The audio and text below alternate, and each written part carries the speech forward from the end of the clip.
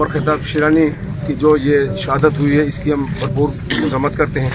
ان کو شہید کیا گیا ہے, کس کے کہنے پہ کیا گیا ہے, کیوں کیا گیا ہے, وہ سب جانتے ہیں. لیکن وہ جو انتظامیہ بحث وہ ابھی تک آ نہیں رہی, نہیں ان سے بات کر رہی ہے. عمر خطاب شیرانی سٹی میئر کا کینڈیڈیٹ تھا, الیکشن بھرپور طریقے سے لڑ رہا تھا. والعالم کے ان قوتوں کو کیا خطرہ تھا اس سے. وہ تو ایک شریف انسان تھا, لوگوں کے دکھ درد بانٹتا تھا, پارٹی ورکر تھا. وہ تو اپنے آپ کو کبھی اس نے لیڈر سمجھے نہیں ہے. اب صبح سویرے جب یہ وقوع ہوا ہے, انتظامیہ کو اطلاع بھی ہو چکی ہے. یہ 4-5 پولیس والے ادھر ادھر انہوں نے کھڑے کر دیے روڈ کو, انہوں نے خود سے بھی وہ کر دیے. روڈ وہ کھلانے بھی بند کیا ہے, لوگ عوام الناس نے بھی بند کیا ہے, لوگوں نے ووٹروں نے بھی بند کیا ہے.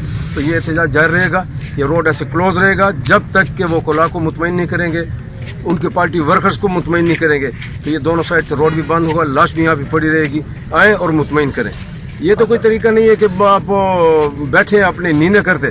عوام کو آپ نے ایسے چھوڑ دیے, جو بھی ہے عوام کے ساتھ کھیلتا ہے, عوام کے ساتھ جو کچھ بھی کرتا ہے. ٹھیک ہے, اگر آپ سے یہ حالات نہیں سنبھلتے تو عوام کو چھوڑ دیں. ڈیرہ اسماعیل خان کے عوام بڑے غیرت مند لوگ ہیں, اپنا تحفظ بھی جانتے ہیں, دوسروں کو تحفظ بھی دے سکتے ہیں. اگر آپ نہیں دے سکتے, کیوں نے آپ نے عوام الناس کو نہتا کر دیا؟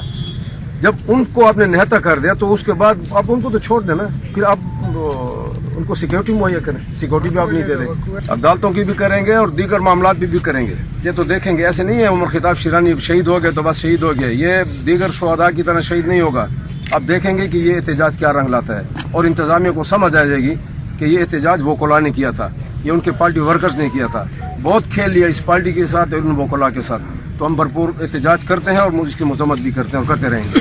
میں تو یہ الیکشن تو یہ دیکھ رہا ہوں کہ کل تو ویسے بھی پولنگ تھی, اور ان دنوں میں جب آخری میرے خیال میں 24 گھنٹے یا پہلے جو کمپین بند کرتے ہیں وہ بھی اب ہو جانی چاہیے, ہو رہی تھی. اب اس وقت بھی اگر آپ نے کینڈیڈیٹس کو سیکیورٹی نہیں دی, کینڈیڈیٹس کی یہ کچھ کیا, تو الیکشن تو اب آپ کے سامنے ہے کہ الیکشن تو ویسے بھی یہ ملتوی کریں گے, کیونکہ الیکشن اب ہو نہیں سکتا, قانوناً بھی نہیں ہو سکتا. تو اب یہ الیکشن بھی ملتوی کریں گے. اب اس سینیریو کو دیکھیں کہ ڈیرہ اسماعیل خان اتنا سینسیٹیو علاقہ ہے,